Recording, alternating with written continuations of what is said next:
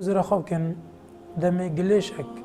و تشتگی پیس بمینید بجلکت مروی و یان بمینید اندام کش اندامت لش مروی و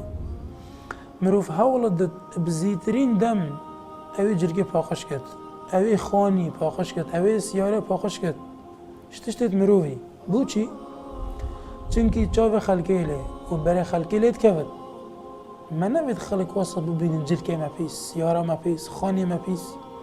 ولا شيء ما فيس بس اگر هم هزر خو بچه که کیرتر بکن و دیرتر بکن ما هزر خو کرا اد دل خدا بانه دل ما خودی دبینت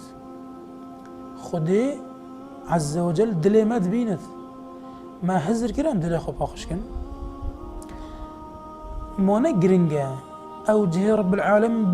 العالمين ببینت ام باخش بکن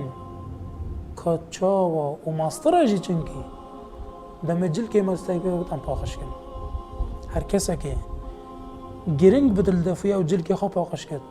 پیسیدک مین پیوا سیاره خواب پاخش کرد پیسیدک مین پیوا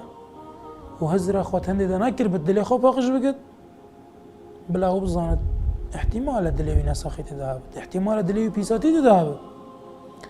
بلا هزر بکد دل خواب پاخش بکد چنکی اگر دلی گه پاخش بد مشکلی نینه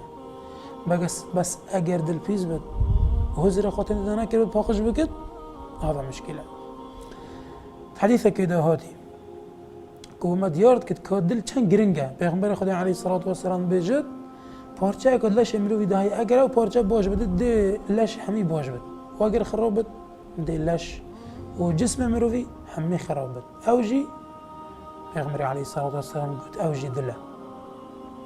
يعني اگر دل ایکی پیز بد دب ازمانی قصابش دی اسلامتیه قصابش دی خوده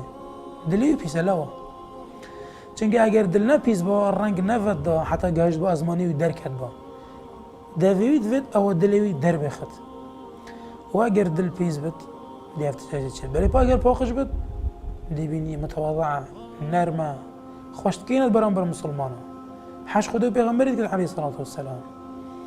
حقد و کربوکین و نویان و حسیدی و مسلمان ناچه دلیوی ده